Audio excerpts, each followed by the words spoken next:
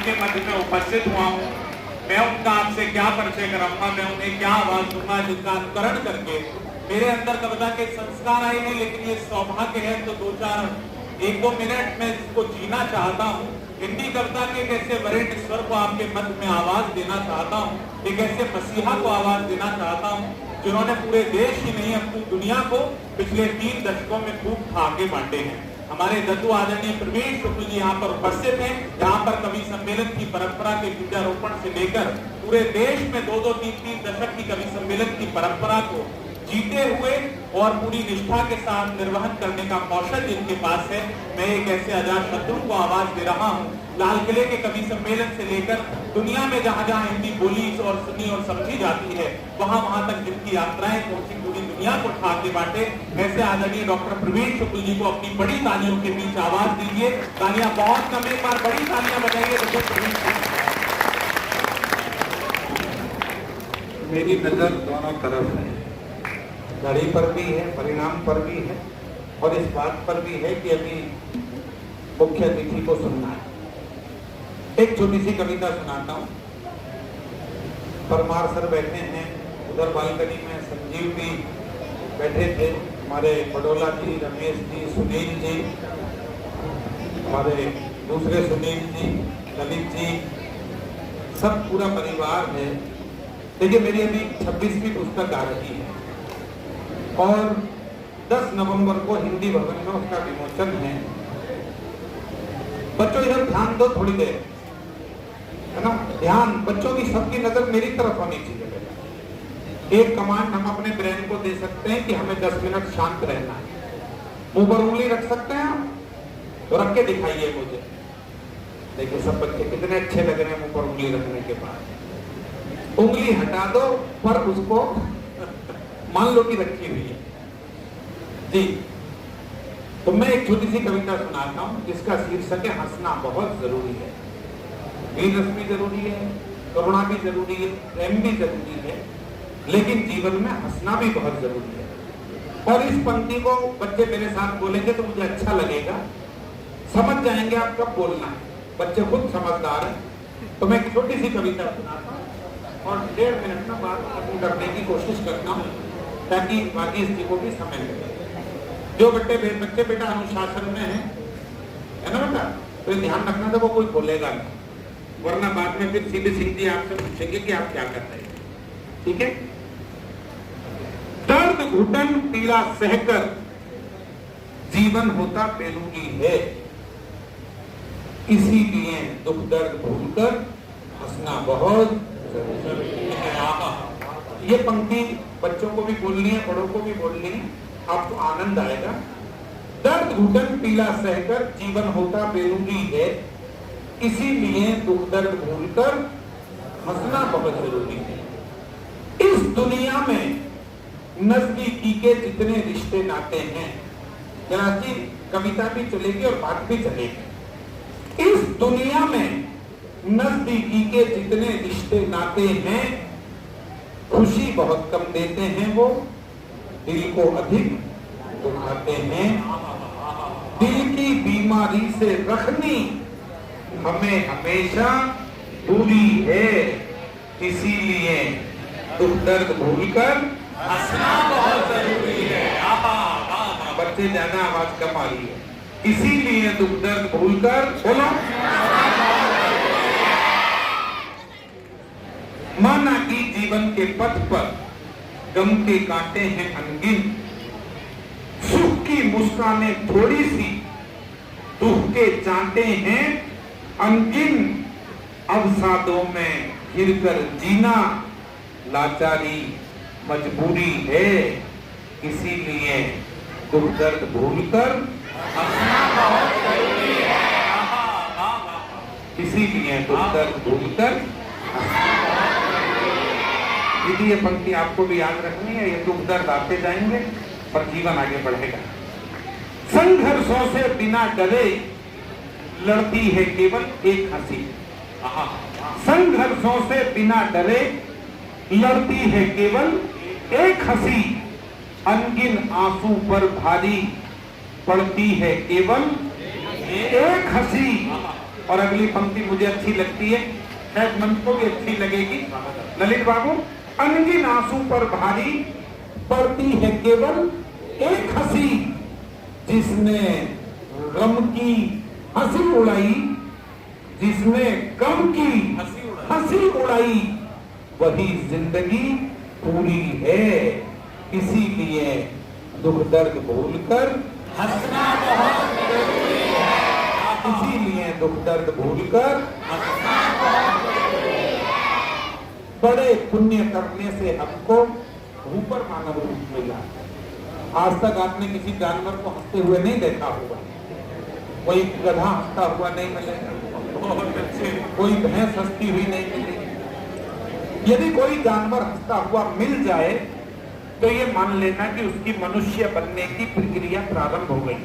बहुत अच्छे। और यदि कोई मनुष्य होकर भी हंसी की बात पर ना हंसे, बहुत अच्छे, तो समझ जाना कि परिवर्तन वहां भी शुरू हो चुका है। बड़े पुण्य करने से हमको भूपर मानव रूप मिला, मुस्काने का भी वर हमको अद्भुत और अनूप मिला। खुलकर हंसो, हंसी को दी खुद ईश्वर ने मंजूरी है। इसीलिए दुख दर्द भूलकर हंसना बहुत जरूरी है। इसीलिए दुख दर्द भूलकर हंसना बहुत जरूरी है। अंतिम पंक्तियां सुनिएगा, लेकिन हंसना हर समय अच्छा भी नहीं होता है। मेरे गुरुजी ने बताया कि हास और उपहास में जरा सा अंतर है। डॉक्टर कुंवर बेचैन मेरे गुरुजी आ चुके हैं यहाँ, उनके अंडर में मैंने पीएचडी की, तो कहते थे कि हास और उपहास में जरा सा अंतर होता है। हास तक तो ठीक है, लेकिन उपहास नहीं होना चाहिए। अंधे का लड़का अंधा होता है, द्रौपदी ने कहा था दुर्योधन से, ये हास नहीं था, ये उपहास था। उपहास महाभारत का कारण बनता है, हास्य उल्लास का कारण बनता है। इसलिए अंतिम पंक्तियां सुनिएगा कि भूख, बेबसी, निर्धनता और मासूमों पर नहीं हंसो। हंसना तो जरूरी है, लेकिन भूख, बेबसी, निर्धनता और मासूमों पर नहीं हंसो। निर्मलता, निश्चलता के संग जहां जरूरी वही हंसो। हंसी खुशी के बिना जिंदगी रहती सदा अधूरी है। एक बार सारे मिलकर बोलेंगे, इसीलिए दुख दर्द भूलकर, इसीलिए दुख दर्द भूलकर। तो ये हंसने हंसाने की प्रक्रिया चलती रहेगी, लेकिन अभी हमें क्रम को आगे बढ़ाना है। और घड़ी ये बता रही है कि हमें हमारे मुख्य अतिथि तक पहुंचना चाहिए।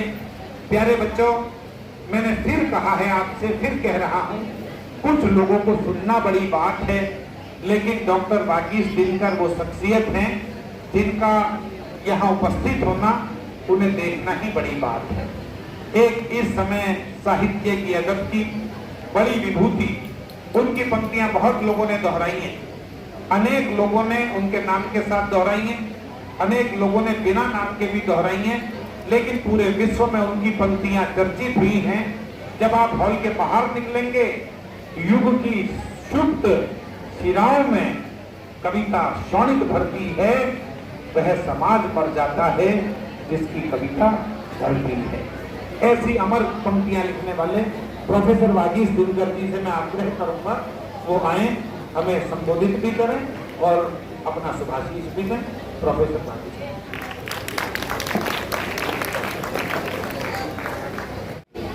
कृष्ण मित्र जी आए हैं, संतोषानंद जी आए हैं, तो आपको लगा होगा कि ये बच्चा भी हरिओम पमार जी की परंपरा में आने वाले समय में वैसा ही दिखेगा, और उस तेवर को आपने देखा। ये 4-5 कवियों की कविताएं इसलिए सुनवाई जाती हैं कि जो बच्चे यहाँ प्रतियोगिता में हिस्सा लेते हैं उनको ये पता लगे कि कविता का मूल तेवर क्या है। कई बच्चे आजकल YouTube वगैरह पर देखते हैं और स्टैंड अप कॉमेडी को ही वो कविता समझते हैं। बेटा, स्टैंड अप कॉमेडी कविता नहीं है, कविता वो है जो अभी हमारे मोहित ने आपके सम्मुख प्रस्तुत की। मैं क्रम आगे बढ़ाता हूं क्योंकि एक निश्चित समय में हमें पता है 2 बच्चों की छुट्टी का समय हो जाता है और हमें एक समय सीमा में खत्म करना है और बच्चों को पुरस्कार भी दिए जाने हैं। मैं अब जिस कवि को आपके बीच आमंत्रित करता हूं वो हास्य रस के कवि हैं और हास्य रस को गाकर सुनाते हैं। मेरे बहुत सारे साथी भाई यहाँ बैठे हैं और जानते हैं कि अल्लाह बीकानेरी मेरे गुरु थे। उनके अंडर में मैंने बहुत सारा कार्य किया, बहुत सारा सीखा भी। हास्य को गाकर सुनाते थे। बड़े कैलाश जी बड़े सुदर्शन थे। जब उम्र उनकी 55 साल की तो भी 35 के लगते थे। तो उन्होंने बताया कि मेरे लड़के के रिश्ते की बात चल रही थी तो एक घटनाक्रम घटित हुआ, वो मैं एक छंद सुनाता हूँ। आज सुनाता हूँ कुशल को बुलाते समय कि अल्लाह जी मेरे गुरु जी उनके लड़के के रिश्ते की बात चल रही थी। फिर उन्होंने एक छंद लिखा कि कर के कोई बहाना हम दफ्तर से छुट्टी पा गए और उसी दिन लड़का देखने लड़की वाले आ गए।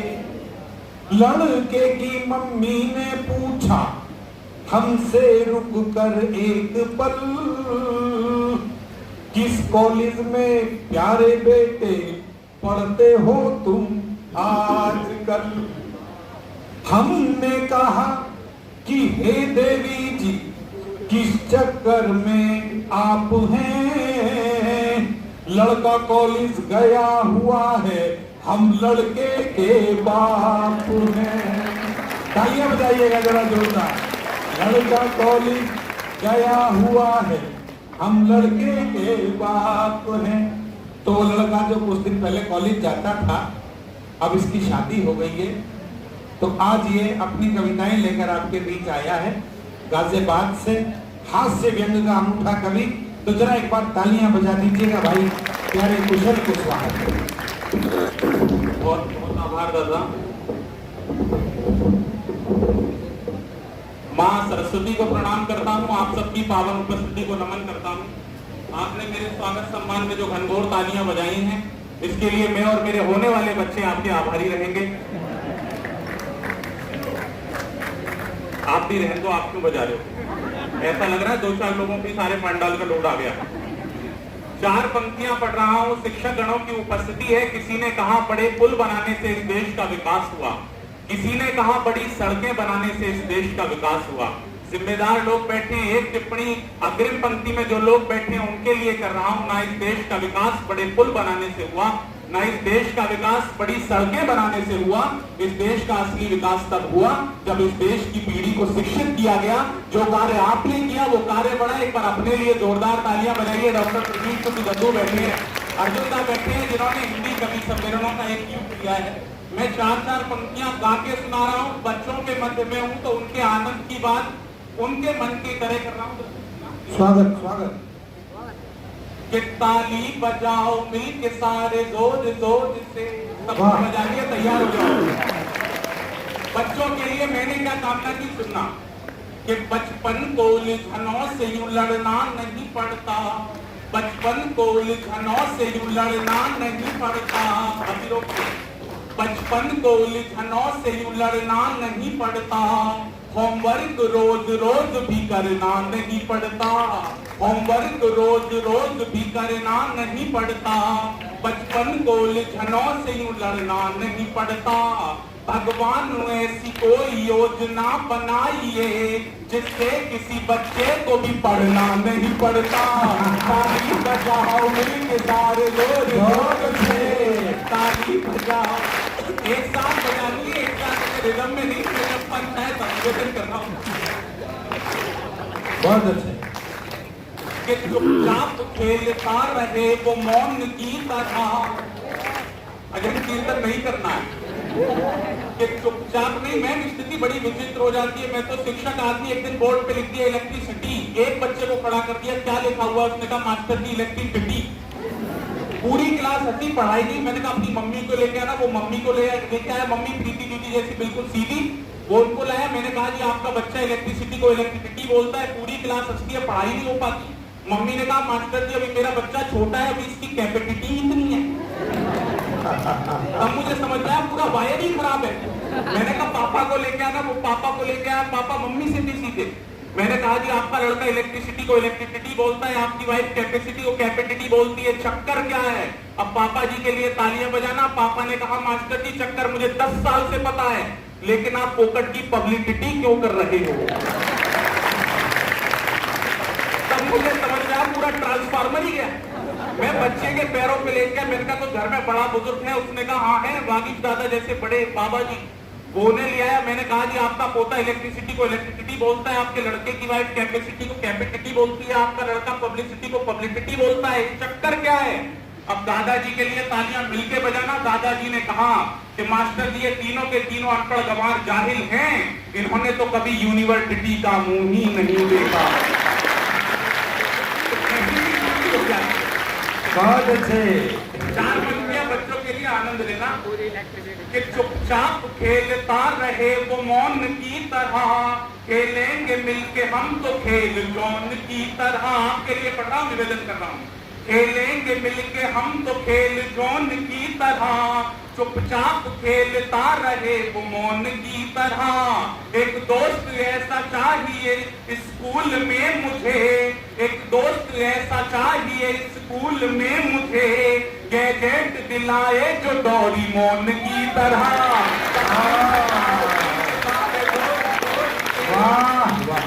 दुनिया में किसी को भी पशेमान मत करो, अपनी हरकतों से तुम हैरान मत करो।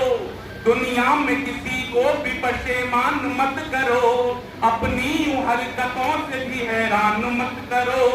टीचर ने गुस्से में यूं स्टूडेंट से कहा, शिनचैन की तरह से परेशान मत करो। ताली बजाओ मिलके सारे जोर जोर से। 4 पंक्तियां और पढ़ाओ आपके लिए, आप बहुत मन से सुने। ये जो स्कूल की दीवारें हैं, ये जो 4 दीवारें हैं, इनको बस ऐसे ही मानिए कि सारा जीवन इन्हीं के बीच में है। जो शिक्षक गण बैठे हैं, ये 4 दीवार ऐसे मानिए कि एक चाइल्डहुड है, एक टीनेज है, एक एडल्टहुड है और एक रिटायरमेंट है। जो आज आप यहाँ से सीख करके जाएंगे वही जीवन भर आपके साथ रहेगा। बहुत बहुत आभार, बहुत बहुत। और प्रीति जी ने इसके माध्यम से सुनाया, राधा कृष्ण के माध्यम से। लेकिन आजकल वातावरण बदल रहा है। हमारे गोविंद व्यास जी पंक्ति सुनाते थे 4-5, वो कहते थे कि अब तो वातावरण वो नहीं बचा जो पुराने जमाने में था। सोमवार को आंख लड़ गई, मंगल को इकरार हो गया। प्यार दूसरी तरह का हो गया। बच्चे जरा ध्यान दें इधर बेटा। सोमवार को आंख लड़ गई, मंगल को इकरार हो गया, बुधवार को हंसकर बोली और गुरु को प्यार हो गया, शुक्रवार को बातें की थी, समझा बेड़ा पार हो गया, अगले दिन की छुट्टी पड़ गई, सब कुछ बढ़िया। तो कई बार प्यार क्या है, वो वीकली प्रोग्राम की तरह से शुरू होता है और वीकली प्रोग्राम की तरह से खत्म हो जाता है। लेकिन मैं जिस कवि को आपके बीच आमंत्रित करना चाहता हूं वो कवि भी प्यार के कवि हैं, लेकिन उनका प्यार देश के लिए है। मैंने बताया आपको कि पूरे भारतवर्ष में यदि कोई मुझसे पूछता है, मेरी बात पर रामदास नंबर 4 के बच्चे भी गौर करें, बड़े भी गौर करें, और मैं वागीश जी की उपस्थिति में ये बात कह रहा हूं कि यदि कोई मुझसे पूछता है कि इस समय भारतवर्ष में वीर रस का सर्वाधिक प्रतिभाशाली कवि कौन है, तो मैं दावे के साथ कहता हूं और तर्क के साथ कहता हूं कि मेरी पीढ़ी में डॉक्टर अर्जुन सिसोदिया से बढ़कर कोई नहीं। चाहे वो छंद की बात हो, चाहे गंगा पर उन्होंने कविता लिखी, आजाद पर कविता लिखी, बेटे ऐसी ऐसी विलक्षण कविताएं लिखी हैं कि हर कविता पाठ्यक्रम में शामिल हो सकती है। और वसुंधरा जी को धन्यवाद दीजिएगा, बाबूराम हैप्पी स्कूल को धन्यवाद दीजिएगा। ये वो रचनाकार हैं जो लाखों रुपए की फीस लेकर भी बड़े बड़े प्रोग्रामों में नहीं जाते हैं। पिछले वर्ष डॉक्टर अर्जुन सिसोदिया मुंबई की चौपाटी पर एक कवि सम्मेलन होता है, जनता की पुकार। उस पुकार, जनता की पुकार में समुद्र के किनारे गिरगांव चौपाटी पर काव्य पाठ करने वाले देश के पहनीय कवि थे। आज वो हमारे बीच हैं। मैं ये कहता हूं उनके लिए कि हम भी औरों की तरह अगर हो गए मौन, जलते प्रश्नों का भला उत्तर देगा कौन। तो एक बार जरा जोरदार तालियां बजाकर हमारे आज के विशिष्ट अतिथि, मेरे बहुत आत्मीय मित्र और वीर रस के गौरव डॉक्टर अर्जुन सिसोदिया जी का हम स्वागत करें। तालियां जरा एक बार जोरदार बजा दीजिए पीछे तक, बाकी वो आपको। बहुत बहुत धन्यवाद। थोड़े से काउंट बढ़ाते हैं। सामने से पिछले बढ़ती है। 35 वर्षों के कवि थोड़ा सा देख लीजिए यदि बढ़ जाए। सबसे महत्वपूर्ण उपलब्धि है डॉक्टर प्रवीण शुक्ल। वो आयु में मुझसे थोड़े से छोटे हैं, लेकिन शिल्प में, कविता में और इंसानियत में बहुत बड़े। 14 वर्षों से लगातार, 14 वर्ष पहले इस विद्यालय में थे और आज तक जिस आत्मीयता के साथ इस संस्थान से जुड़े हुए हैं, मैं बधाई देता हूँ। आदरणीय वसुंधरा देवी जी, कैलाश जी, दीपक जी, दिनेश जी, सब महंगे लोग बैठे हैं। प्यारे बच्चों, डॉक्टर प्रवीण शुक्ल से सारे कवि प्यार करते हैं। उनके एक आदेश पर यहाँ उपस्थित है डॉक्टर वागीश दिनकर जैसे बड़े रचनाकार। मेरे छोटे भाई प्रिय कुशल कुशवाहा, प्रीति त्रिपाठी और मोहित शौर्य ने बहुत अच्छा पढ़ा। थोड़ी देर के लिए रोको, इस कवि सम्मेलन का भविष्य 15 मिनट है, उसमें मैं और प्रवीण जी और वागीश दिनकर जी पढ़ेंगे, फिर सब पानी भी पिएंगे और जो कुछ होगा वो आदि जलपान वगैरह इत्यादि आदि सब कुछ करेंगे। और ये बहन भी मेरी सुन लेंगी कविता बहन। थोड़ी देर के लिए इस प्यास को रोक सकते हैं। आजादी के अमृत काल की बात किसी बच्चे ने की, ट्विटर पर फेसबुक पर आजादी का अमृत काल मना रहे किसी बच्चे ने कहा और कई बच्चों ने पढ़ा। 75वां वर्ष आजादी का ये पिछले दिनों मनाया गया। अब तो 77 और 78वां ये आजादी का हमने स्वाधीनता दिवस मनाया। मैं युद्ध की भाषा बोलता हूँ, मेरी 2 पंक्तियां बहुत लोकप्रिय हुई। मैं युद्ध की भाषा क्यों बोलता हूँ, वो 2 पंक्तियां मैं बच्चों के लिए और बड़ों के लिए, सबके लिए देना चाहता हूँ। कोई व्यक्ति ऐसा नहीं जिसके जीवन में संघर्ष ना हो, संग्राम ना हो। जीवन स्वयं में एक युद्ध है। आप यहाँ से अभी प्रतिस्पर्धा कर रहे हैं, ये भी एक युद्ध है। और मेरी इन बच्चों को ये एक सुझाव है कि देखिए, जिस काम को करने में आपकी मस्ती हो, डूबन हो, आनंद हो, चाहे वो कविता का काम हो, चाहे पढ़ने का काम हो, वही आपका भविष्य और ऊंचाइयां निर्धारित करेगा, निश्चित करेगा। जिसमें आपको आनंद नहीं आता, जिसमें आपको मस्ती नहीं आती, जिस काम में आपको डर लगता हो, भय लगता हो, उबन होती हो, उस काम में आप सफल नहीं हो सकते। तो किसी भी काम में शौक पैदा कीजिए, चाहे वो कविता का काम है। बहुत सारे बच्चों ने कविताएं लिखी तो अच्छी, लेकिन थोड़ा सा पढ़ने में प्रस्तुतिकरण भी बहुत अच्छा था। लेकिन जिन बच्चों के स्थान आएंगे और जिनके नहीं आएंगे, उनके बीच में कोई तो अंतर होगा। इस अंतर को दूर करने की कोशिश कीजिएगा, समझिए कहाँ कमी रह गई। देखिए, मंच की कविता में कथ्य भी बहुत महत्वपूर्ण होता है, प्रस्तुतिकरण भी महत्वपूर्ण होता है। मंच पर यहाँ इतना अवकाश नहीं होता कि पढ़ करके चिंतन कर ले उसको। पाठक तो बहुत देर तक चिंतन कर सकता है, लेकिन जब कविता मंच पर पढ़ी जाती, यहाँ से बोली जाती और वहां से रिएक्शन होता है। जब तक कविता इस कौशल तक नहीं पहुंचती, तब तक वो मंच की कविता नहीं बनती। और कविता के लिए, मंच की कविता के लिए, या तो भूख हो, दर्द हो, पीड़ा हो, आंसू हो, ठहाके हो, या शौर्य की का एक आकाश भरम, एक ऐसी ऊंचाई हो जो व्यक्ति को जोड़ सके। मंच की कविता की कसौटी है। एक बार सारे बच्चे अपने सम्मान में जोरदार तालियां उठाएं। मैं आपके लिए एक कविता सुनाता हूँ, प्यारे बच्चों के लिए कविता सुनाता हूँ। और ये कविता, क्योंकि अभी मैंने बताया 15 अगस्त गया और आजादी का अमृत महोत्सव भी गया। हम काकोरी घटनाक्रम का शताब्दी वर्ष मना रहे हैं, 2025 जो आएगा। एक ऐसा क्रांतिकारी जो बहुत छोटी उम्र में, तुम्हारी उम्र में 14, 15, 13 साल की उम्र के बच्चे यहाँ बैठे हैं।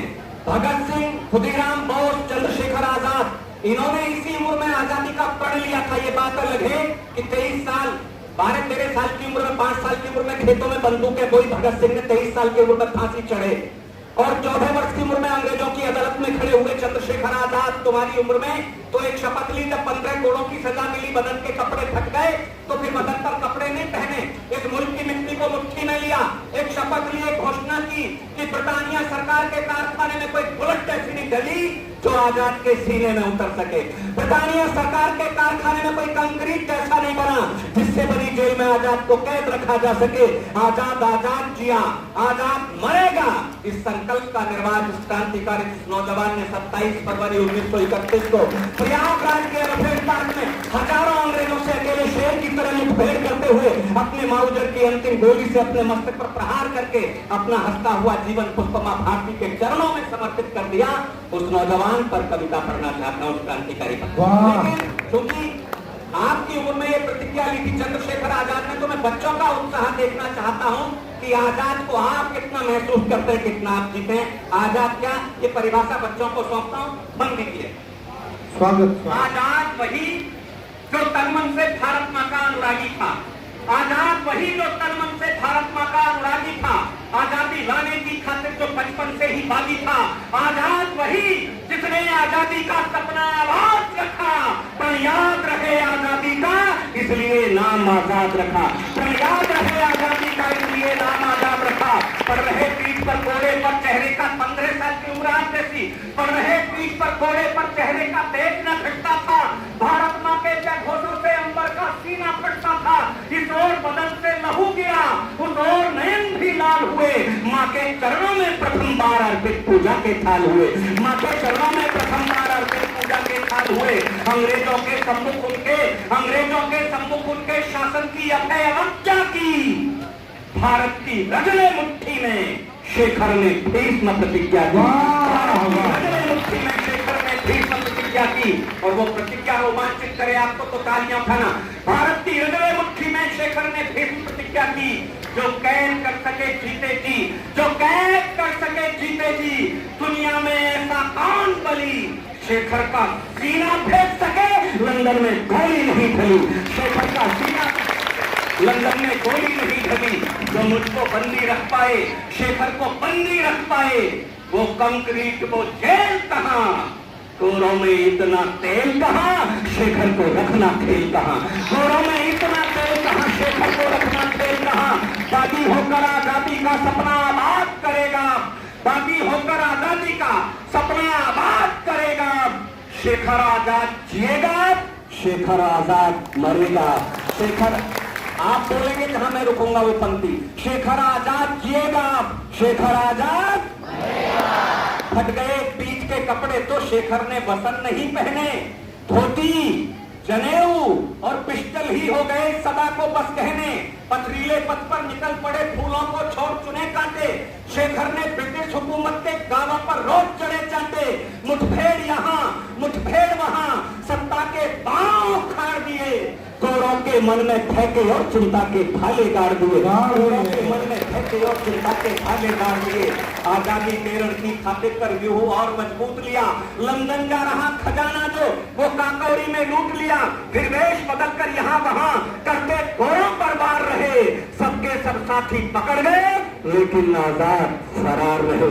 सबके सब साथी पकड़ गए लेकिन आजाद फरार रहे। आजाद नाम को सुनते ही गोरों के दिल घबराते थे। हुंकारों से अंग्रेजों के सब मंसूबे हिल जाते थे। छिन गया चैन बेचैनी थी, शेखर के सपने आते थे। फिर सुनते हैं लंदन में गोरे सोते सोते जग जाते थे। सुनते हैं लंदन में गोरे सोते सोते जग जाते थे। जिनका कोई उपचार नहीं, जिनका कोई उपचार नहीं थे, ऐसे खाप दिए शेखर। खलते थे ब्रिटिश हुकूमत को, मूंछों पर तार दिए शेखर। खलते थे ब्रिटिश हुकूमत को, मूंछों पर तार दिए शेखर। तो घोषित इनाम कर दिया गया, जिंदा या मुर्दा हाथ लगे। लालच में घर के फेंके ही रहने गोरों का साथ लगे। जो झुके नहीं, जो डरे नहीं अंग्रेजी अत्याचारों से, उस शेखर ने कुछ दिन काटे छुपकर घर के गद्दारों से। इस हालत में आजादी का सपना भी बुनना कठिन हुआ। गोरों से लड़ने की छोड़ो, अपनों से लड़ना कठिन हुआ। निष्प्रण को पूरा करने की अब कैसे आस करे शेखर। दिखने में सब अपने ही हैं, किस पर विश्वास करे शेखर। लड़ रहा अकेला योद्धा रण, सब संगी साथी छूट गए। कुछ दूर तक सब साथ चले, फिर ताने बाने टूट गए। दुर्भाग्य देश के भाग्य चक्र विपरीत दिशा में घूम गए। बिस्मिल अशफाक लाहौरी और रोशन फांसी को चूम गए। दुर्भाग्य देश के भाग्य बहुत अच्छे डॉक्टर साहब चूम गए तो आजादी के परवान सुखदेव भगत सिंह राजगुरु की अमर शहादत निश्चित थी। आजादी के परवानों को फांसी की सजा सुनिश्चित थी। जो भी शेखर के पास बचा सब राष्ट्रदेव पर चढ़ा दिया। माँ की स्वतंत्रता के रथ को निकले ही पथ पर बढ़ा दिया। अब न साथी थे न धन ही था न पास बहुत हथियार रहे। इस हालत में भी गोरों से वो फिर से बारंबार रहे। अब शेखर के आवास बने वन सघन कंदराए कहबर। कायर मुखबिर गद्दारों से रहना था सावधान तत्पर। कितने कितने दिन शेखर को भूखे प्यासे रहना होता। सब राष्ट्रदेव की मुक्ति का उपवास समझ रहना होता। दे गया कोई तो यदा कदा खाने को कुछ पा जाते थे। पत्तों से भूख मिटाते थे, झरनों से प्यास बुझाते थे। पत्तों से भूख मिटाते थे। बेटा जरा तालियां मिलकर बजाओ जोरदार। ये हो सकता है कि अभी छोटे बच्चे हैं लेकिन ये बड़ी कविता आपके संस्थान में हो रही है बेटे। पंक्तियां आप तक पहुंचा। पत्तों से भूख मिटाते थे, झरनों से प्यास बुझाते थे। वो खुले व्योम के तले रहे गर्मी सर्दी बरसातों में। आकाश ओढ़ करके सोए ठंडी बर्फीली रातों में। फिर एक दिवस मन में आया किस्मत को आजमाया जाए। हथियार जुटाने की खातिर आनंद भवन जाया जाए। स्वातंत्र समर को जीवित रखने की लेकर के आस गए। भारत की मुक्ति की खातिर शेखर नेहरू के पास गए। तो होकर निराश लौटे शेखर अल्फ्रेड पार्क में जा पहुंचे। मुखबिरी हुई और कुछ पल में अंग्रेज वहां पर आ पहुंचे।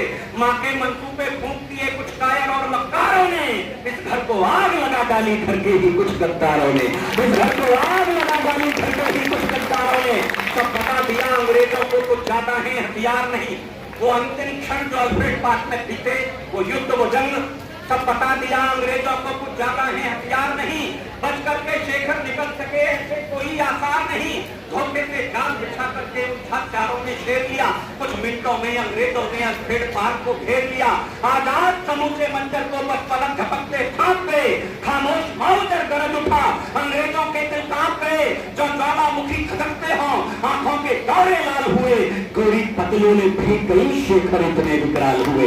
गोरी पतलू ने भीग गई, शेखर इतने विकराल हुए। ये व्यूह महाभारत से भी, ये व्यूह महाभारत से भी 10 गुना भयानक खेला था। उस ओर हजारों कोरे थे, शेखर इस ओर। कविता आपने लिखी है। उस ओर हजारों गोरे थे, शेखर इस ओर अकेला था। चीते से कुत्ती दिखलाकर बरगद से पीठ सुरक्षित थी। जो लिया जिसे भी पिस्टल ने उसकी ही मौत सुनिश्चित थी। जिसने भी गाली देने की कोशिश की जबड़ा उड़ा दिया। वो शीश काल के चरणों में पल में शेखर ने चढ़ा दिया। जो पूरब पश्चिम उत्तर दक्षिण, जो पूरब पश्चिम उत्तर दक्षिण जो ज्वालामुखी शीश काल के चरणों में पल में शेखर ने चढ़ा दिया। तो पूरब पश्चिम उत्तर दक्षिण, पूरब पश्चिम उत्तर दक्षिण पिस्टलियों मौत तो बनता था। गोरों को इकले शेखर में 10 लोगों का भ्रम पड़ता था। गोरों को इकले शेखर में 10 लोगों का भ्रम पड़ता था। तो मच गई पार्क में भगदड़ सी, भागो भागो भूचाल है ये। अब सबका मरना निश्चित है, आजाद नहीं है काल है ये। वो जान बचाकर भाग रहे पर जबरन ठेले जाते थे। सरकारी खौफ दिखा करके इस ओर धकेले जाते थे। वो निर्भय करना हर लगता जैसे स्वानों में सिंह लड़ा, या सर्प झुंड में गरुड़ कोई जैसे चिड़ियों से बाज लड़ा। लगता जुगनू की टोली में नफसे तिरमान उतर आया। लंका में आग लगाने को फिर से हनुमान उतर आया। लंका में आग लगाने को फिर से हनुमान उतर आया। ये दृश्य देखकर गोरों की रुक गई हलक में सांसें थी। जिस ओर माउजर घूम गया उस ओर लाशी लाशें थी। जिस ओर माउजर घूम गया उस ओर लाशी लाशें थी। शेखर का गजब निशाना था, हर गोली काज उतार गई। चुन लिया जिसे भी पिस्टल ने, गोली छाती पे तार गई। रह गई एक अंतिम गोली, आ गई प्रतिज्ञा याद उन्हें। जीना भी है आजाद उन्हें, मरना भी है। जीना भी है आजाद उन्हें, मरना भी है आजाद उन्हें। पल भर को पिस्टल रखा और फिर शेखर ने ये काम किया। भारत माँ की मिट्टी को ले मुट्ठी में विनम्र प्रणाम किया। बोले माँ मुझे क्षमा करना, इतनी ही सेवा कर पाया। मैं कष्ट न तेरे हर पाया, तुझको आजाद न कर पाया। मैं जन्म दोबारा लूंगा, फिर तेरी गोदी में आऊंगा। जंजीरें तेरी काटूंगा, तुझको आजाद कराऊंगा। दोपहरी में इस सूरज की हो गई शाम, स्वीकार करो हे भारत माँ, इस शेखर का अंतिम प्रणाम स्वीकार करो। हे भारत माँ, इस शेखर का अंतिम प्रणाम स्वीकार करो। ये कहकर पिस्टल माथे पर रखा फिर ट्रिगर दबा दिया। शेखर ने जीवन पुत्र स्वयं मां के चरणों में चढ़ा दिया। भारत माता की, भारत माता की। बहुत बहुत धन्यवाद आप सभी का, रामदास परिवार का, बाबूराम एसपी स्कूल का और इस संस्थान की प्रबंध समिति, आप सब लोग बहुत बहुत धन्यवाद। एक बार जरा तालियां बजाइए हमारे डॉक्टर साहब के लिए, एक बार जोरदार।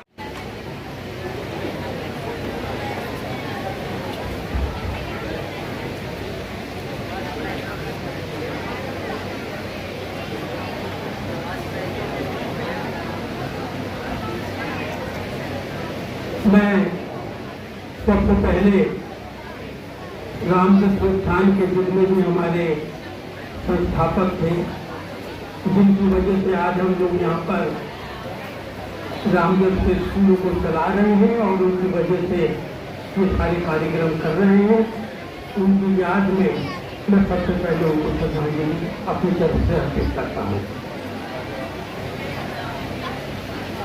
हमारे मुख्य अतिथि जी, विशिष्ट अतिथि जी, बाकी कविगण और प्रवीण शुक्ल जी, जिनका स्थान मेरे दिल में बिल्कुल अलग है, आप सब लोगों को मैं अभिवादन करता हूँ, अभिनंदन करता हूँ। दोस्तों, ये वो कविगण हैं जिनकी कलम में इतनी ताकत है कि ये समाज को रातों रात बदल सकते हैं। ऐसे कविगणों के प्रति मैं श्रद्धाओं साधुवाद देता हूँ और आपका यहाँ पर बहुत बहुत स्वागत करता हूँ और अभिवादन करता हूँ। मैं रामदास संस्थान की ओर से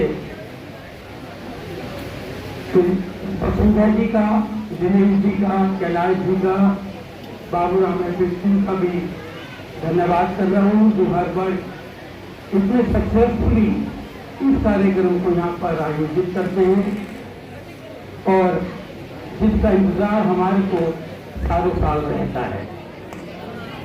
बहुत बहुत धन्यवाद इतना सुंदर आयोजन करने का। मेरे पास शब्द नहीं है, समय की सीमा भी है, मगर दो बातें कह के मैं अपना स्थान ग्रहण करूंगा। बच्चों, जिस माहौल के अंदर आज हम जी रहे हैं और जो माहौल हमारे चारों तरफ बिखरा हुआ है, तो मुझे लगता है काफी डरावना है और उस माहौल को हम लोगों को उस माहौल से निकलना होगा, उसके अंदर अपना योगदान जरूर देना होगा। और इस समय मुझे एक कवि की दो लाइनें याद आ रही हैं, जिसने माहौल को लेके लिखा था कि कहाँ कहाँ रावण मारूं, कहाँ कहाँ लंका जलाऊं, जहाँ पर तो घर घर रावण, घर घर लंका, इसमें राम कहाँ से लाऊं। और इसी माहौल के अंदर हम लोग जी रहे हैं।